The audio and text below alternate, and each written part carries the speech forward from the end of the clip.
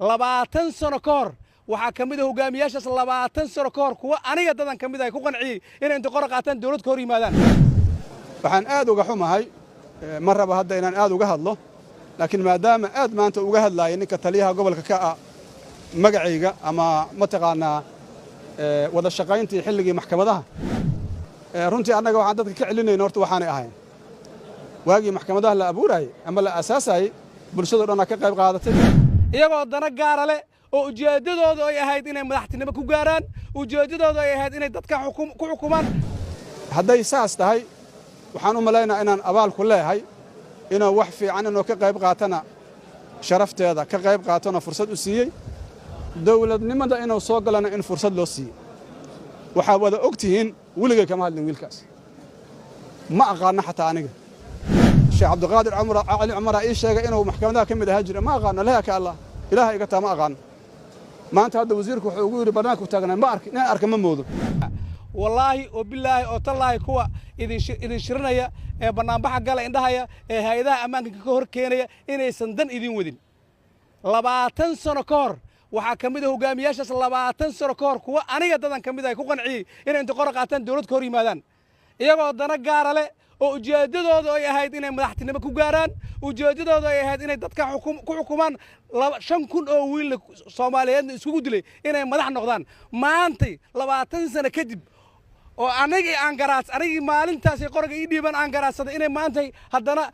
waji kale inta u soo bedeshaan ee shacabkii qaldaan inay isku dayaan laga aqbali maayo shacab wax ka aqbalina dhalinyaro wax ka aqbalina shalay hadday qaldaan jiilal kale oo 5,000 oo wiil Soomaaliyeed inay xukun tagaan ugu tageen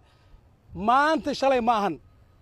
waxaa la rabaa inay ka fooljignaataan waxaa la rabaa inay ogaataan dadkaas dadka in ku diraya annaga hay'adaha ammaanka mas'uuliyadana saaran waxay tahay shacabka qof kastoo dhibaateeya inaan soo qabano shacabka ka hor keenno ayagana waxaan leenahay shacabka ha isku aadinina bulshada ha isku aadinina meelaha aad ku dhuumanaysaan iska daaya aragtiyadiina iyo aragti siyaasadeed leen kuma haysto laakiin ammaanka inay qalqalgelisaan lainkagama yeelaayo hadday jirto waqti inaad dadka la hadashaan oo saraakiisha la hadashaan oo dadka kala shukaamisaan waqtigii lama jooga maantay shalay maanta maahan 22 21 lama joogo annagu ilmaha iyo maamooyinku dhex dagaalami mayno amniga inaa ilaalisaan leen ka rabaa qodiina inaa ka ilaalisaan nabad kumaadna shirteen haddii cadowga qawaaridta ay joogto ilmihiina maysan joogeen nololna maysan jirteen haddaan cadowga ka adkaana inaad shacabkii ka hor keentaan dawladnimada oo amniga aad faraha ka bixisaan linkama yeelaayo waxaan aad uga xumahay marraba hadda inaan aad uga hadlo laakiin maadaama aad maanta uga hadlaayay ninka taliyaha gobolka ka ah magacayga ama mataqaanaa wada shaqayntii xilligii maxkamadaha runtii annaga waxaan dadka ka celinayna horta waxaanay ahayn waagii maxkamadaha la abuurayay ama la aasaasayay bulshada dhan ka qayb qaadatay kuwa guda jooga kuwa dibadda jooga waxa la diidanayna mooryaannimo ahayd waxa la diidanay sharci darro ahayd waxa la diidanay tuuganimo ahayd waxa la diidanay dad inta la afduubto la iibsanay ahayd hadday saas tahay waxaan u malaynaa inaan abaal ku leeyahay inuu wax fiican inuu ka qayb qaatana sharafteeda ka qayb qaatona fursad u siiyey dawladnimada inuu soo galana in fursad loo siiyey waxaa wada ogtihiin weligay kama hadlin wiilkaas ma aqaana xataa aniga sheekh cabdiqaadir cali cumar ii sheegay inuu maxkamadaha ka mid ahaa jira ma aqaano laha ka allah ilaahay iga taa ma aqaano maanta hadda wasiirku wuxuu ugu yiri barnaamijku taagnaa ma arkin inaan arka ma moodo waxa hadda laga shaqaynaayo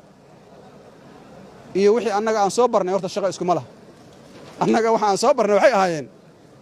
war ummadda la dhibaataynaayo dhibka ha laga dulqaado maxaa ku xigay waxa ku xigay Etoobiyaan annaga dawlad ma diidanay waxaan diidanay Etoobiyaanka dawladana waataan la heshiin waa la socotiin Etoobiyaanka markii lagu heshiiyay inay baxaan meesha ku dhamaato annaga Etoobiyaanan diidanay xaqaan u leenahay